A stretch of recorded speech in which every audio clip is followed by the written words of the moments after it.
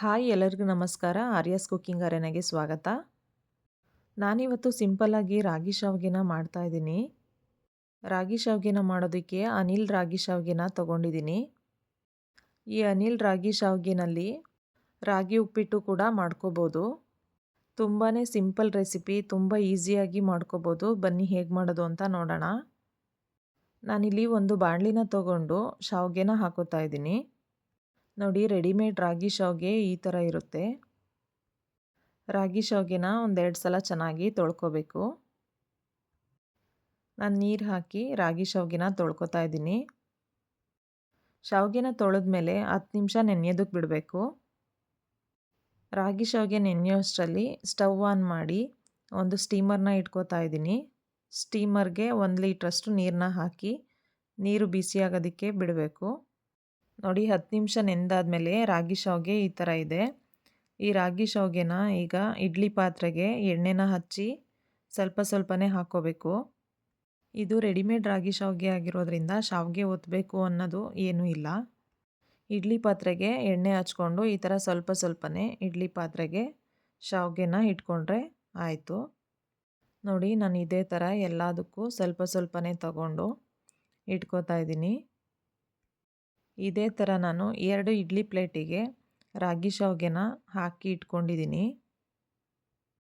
ಕಡಿಮೆ ಟೈಮಲ್ಲಿ ಏನಾದರೂ ಸ್ಪೆಷಲಾಗಿ ಮಾಡಬೇಕು ಅನಿಸಿದರೆ ಈ ಥರ ರಾಗಿ ಶಾವ್ಗೆನ ಮಾಡಿ ತುಂಬಾ ಈಸಿಯಾಗಿ ಬೇಗನೆ ಮಾಡ್ಕೋಬೋದು. ತುಂಬ ಚೆನ್ನಾಗಿರುತ್ತೆ. ಮನೇಲಿ ಎಲ್ಲರೂ ಇಷ್ಟಪಟ್ಟು ತಿಂತಾರೆ. ಮಕ್ಕಳಿಗಂತೂ ತುಂಬ ಇಷ್ಟ ಆಗುತ್ತೆ. ಹಾಗಾಗಿ ನೀವೊಂದು ಸಲ ಈ ರೆಸಿಪಿನ ಟ್ರೈ ಮಾಡಿ ಹೇಗಿತ್ತು ಅಂತ ಕಮೆಂಟ್ ಮಾಡಿ. ಹಾಗೆ ಇನ್ನೂ ಯಾರು ನಮ್ಮ ಚಾನಲ್ನ ಸಬ್ಸ್ಕ್ರೈಬ್ ಮಾಡದೆ ಹಾಗೆ ನೋಡ್ತಾ ಇದ್ದೀರಾ, ದಯವಿಟ್ಟು ಸಬ್ಸ್ಕ್ರೈಬ್ ಮಾಡಿ. ಹಾಗೆ ಪಕ್ಕದಲ್ಲಿರೋವಂಥ ಬೆಲ್ ಐಕನ್ನ ಪ್ರೆಸ್ ಮಾಡಿ. ನಾನು ಹಾಕುವಂಥ ವೀಡಿಯೋಸ್ ಎಲ್ಲ ಬೇಗನೆ ನೋಟಿಫಿಕೇಷನ್ ಮೂಲಕ ತಲುಪುತ್ತೆ. ನೋಡಿ, ಈ ಥರ ರಾಗಿ ಶಾವ್ಗೆನ ಇಡ್ಲಿ ಪ್ಲೇಟಿಗೆ ಹಾಕೊಂಡಾಗಿದೆ. ಇಡ್ಲಿ ಪ್ಲೇಟಿಗೆ ಹಾಕೋ ಅಷ್ಟರಲ್ಲಿ ನೀರು ಕಾಯ್ದಿದೆ. ಇವಾಗ ಶಾವ್ಗೆನ ಇಡ್ತಾ ಇದ್ದೀನಿ. ರಾಗಿ ಶಾವ್ಗೆನ ಇಟ್ಟಾದಮೇಲೆ ಸ್ಟೀಮರ್ದು ಲಿಡ್ನ ಕ್ಲೋಸ್ ಮಾಡಿ 10 ನಿಮಿಷ ಬೇಯಿಸ್ಕೊಂಡ್ರೆ ಸಾಕು. ರಾಗಿ ಶಾವ್ಗೆ ಬೇಯೋ ಅಷ್ಟರಲ್ಲಿ ನಾನು ಕಾಯಿ ಹಾಲನ್ನ ಮಾಡ್ಕೋತಾ ಇದ್ದೀನಿ. ಕಾಯಿ ಹಾಲನ್ನ ಮಾಡೋದಕ್ಕೆ 1 ಟೇಬಲ್ ಸ್ಪೂನಷ್ಟು ಗಸಗಸೆನ ತೊಗೊಂಡಿದ್ದೀನಿ. ಗಸಗಸೆನ ಲೋ ಫ್ಲೇಮಲ್ಲಿ ಇಟ್ಕೊಂಡು ಸ್ವಲ್ಪ ಫ್ರೈ ಮಾಡ್ಕೋಬೇಕು. ಜಾಸ್ತಿ ಫ್ರೈ ಮಾಡ್ಕೊಳ್ಳೋಕೆ ಹೋಗ್ಬೇಡಿ, ಸ್ವಲ್ಪನೇ ಫ್ರೈ ಮಾಡಿಕೊಂಡ್ರೆ ಸಾಕು. ರಾಗಿ ಶಾವ್ಗೆ ಹಾಗೆ ಅಕ್ಕಿ ಶಾವ್ಗೆ ಯಾವುದೇ ಥರ ಶಾವ್ಗೆ ಮಾಡೋದಾದ್ರೂ ಕಾಯಿ ಹಾಲು ತುಂಬಾ ಚೆನ್ನಾಗಿರುತ್ತೆ. ಕಾಯಿ ಹಾಲು ಅಥವಾ ಕಾಯಿ ರಸ ಅಂತ ಕರಿತೀವಿ. ಅದನ್ನು ಒಂದು ಸಲ ಮಾಡಿ ನೋಡಿ, ತುಂಬ ಚೆನ್ನಾಗಿರುತ್ತೆ. ನೋಡಿ, ಇವಾಗ ಗಸಗಸೆ ಫ್ರೈ ಮಾಡ್ಕೊಂಡಿದ್ದೀನಿ. ಇವಾಗ ಒಂದು ಮಿಕ್ಸಿ ಜಾರ್ನ ತೊಗೊಂಡು 1 ಕಪ್ಪಷ್ಟು ಹಸಿ ತೆಂಗಿನಕಾಯಿನ ಹಾಕೋತಾ ಇದ್ದೀನಿ.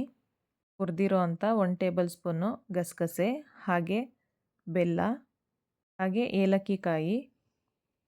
ನಾನೊಂದು 4 ಏಲಕ್ಕಿ ಕಾಯಿನ ತೊಗೊಂಡು ಸ್ವಲ್ಪ ನೀರು ಹಾಕಿ ರುಬ್ಬಿಟ್ಕೊಂಡಿದ್ದೀನಿ. ನೋಡಿ, ಇವಾಗ ಕಾಯಿ ಹಾಲು ರೆಡಿಯಾಗಿದೆ. ಕಾಯಿ ಹಾಲು ತುಂಬ ಗಟ್ಟಿ ಇದ್ದರೆ ಚೆನ್ನಾಗಲ್ಲ. ಹಾಗಾಗಿ ಸ್ವಲ್ಪ ನೀರು ಹಾಕ್ಕೊಂಡು ಬೇಕು ಅನಿಸಿದರೆ ಬೆಲ್ಲ ಹಾಕಿ ಈ ಥರ ರೆಡಿ ಮಾಡಿ ಇಟ್ಕೊಳ್ಳಿ. ನೋಡಿ, ಇಷ್ಟು ತೆಳ್ಳಗಿದ್ರೆ ಸಾಕು. ಇವಾಗ ಕಾಯಿ ಹಾಲು ರೆಡಿಯಾಗಿದೆ.